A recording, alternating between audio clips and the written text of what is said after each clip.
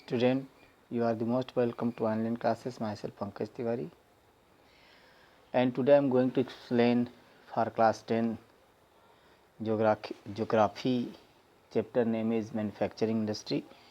In this chapter I am going to explain here aluminium smelting. Aluminium smelting में मैं आप लोगों को स्टूडेंट बता देना चाहता हूँ कि एल्युमिनियम स्मेल्टिंग में इंडिया जो है सेकेंड मोस्ट इम्पॉर्टेंट जो है, ये जो एल्युमिनियम है ये सेकेंड मोस्ट इम्पॉर्टेंट मेटेलिकल इंडस्ट्री है इंडिया में, और ये एक लाइट इंडस्ट्री है क्योंकि इसका रॉ मटेरियल लाइट होता है।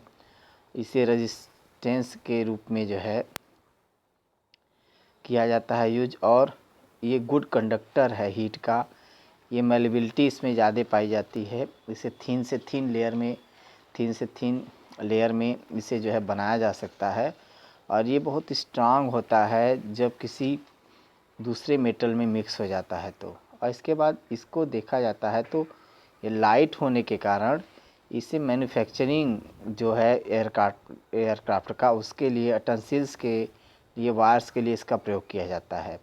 और इससे देखा जाता है तो इसने जो है एक सब्स्टिट्यूट, स्टील के सब्स्टिट्यूट के रूप में जो है पॉपुलैरिटी गेन किया है। कॉपर का जो है, जिंक का, लीड का कई इंडस्ट्री हैं जिसके ये सब्स्टिट्यूट के रूप में यूज़ किया जाता है। एल्युमिनियम स्मेल्टिंग प्लांट जो हैं अगर देखा जाता है तो कंट्री में ये उड़ीसा में, वेस्ट बंगाल में, केरला, उत्तर प्रदेश, छत्तीसगढ़, महाराष्ट्र और तमिलनाडु के कुछ क्षेत्रों में पाया जाता है। अब इसके बाद देखते हैं तो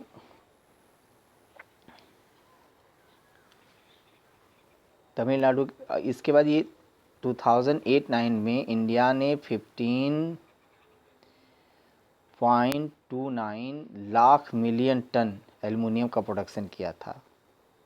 और बॉक्साइट जो है एक रॉ मटेरियल होता है इसका, जिससे स्मेल्ट करके इसे बल्कि और डार्क रेडिश कलर का ये होता है राख, जिसे बॉक्साइट कहते हैं, और इससे जो है ये मेटल निकाला जाता है।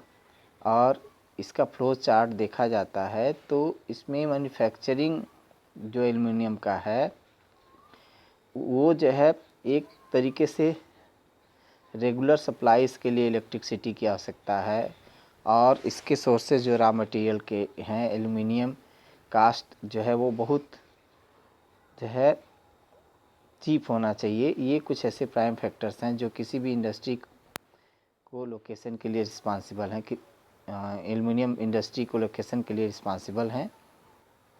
इसके बाद बात करते हैं तो अब केमिकल इंडस्ट्री की बात करते हैं। केमिकल इंडस्ट्री में देखा जाता है कि केमिकल इंडस्ट्री इंडिया का फास्ट ग्रोइंग इंडस्ट्री है, और ये अप्रॉक्सीमेटली 3% जीडीपी को हेल्प करता है, और ये जो थर्ड लार्जेस्ट एशिया को ऑक्यूपाई करता है और 12th प्लेस जो है वर्ल्ड में ऑक्यूपाई करता है। अब इसके बाद अगर कंपैरिजन करते हैं तो स्मॉल मैन्युफैक्चरिंग यूनिट को जो है और लार्ज जो है यूनिट की तरह इसका यूज़ किया जाता है, और इसका रैपिड ग्रोथ हुआ है।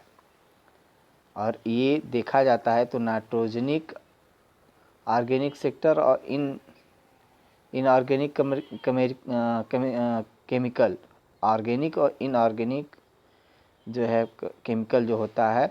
अब देखा जाता है इनऑर्गेनिक केमिकल में सल्फ्यूरिक एसिड है, जिसका यूज करके मुख्य रूप से सिंथेटिक फाइबर, प्लास्टिक और एथेसिव्स, प्लांट डाई स्टफ इत्यादि बनाया जाता है। नाइट्रिक एसिड, अल्काइन और सोडा का यूज करके कुछ ग्लासेस, सोप और डिटर्जेंट पाउडर बनाए जाते हैं, और कास्टिक सोडा का यूज किया जाता है।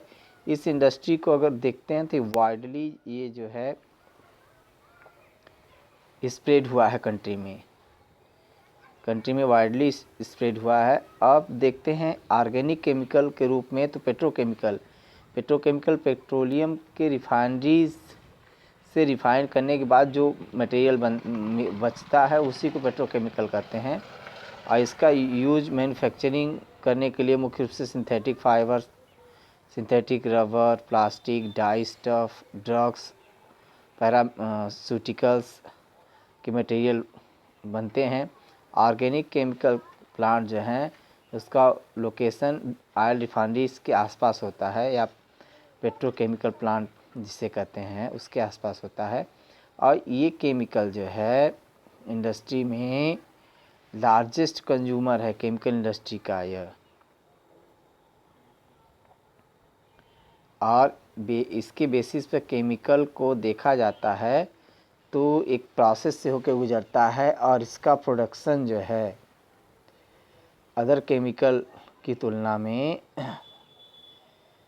बेसिक रूप से किया जाता है। और इसका यूज इंडस्ट्रीज़ में, एप्लीकेशंस, एग्रीकल्चर में, डायरेक्टली इनडायरेक्टली कंज्यूमर के द्वारा मार्केट में, और इसके कुछ प्रोडक्ट जो हैं वो लोगों को अवेयर करने के लिए हैं। अब इस तरीके से आज का वीडियो इतना ही स्टूडेंट। आगे एक वीडियो में मैं आपको फर्टिलाइजर इंडस्ट्री के बारे में बताऊंगा। That's all.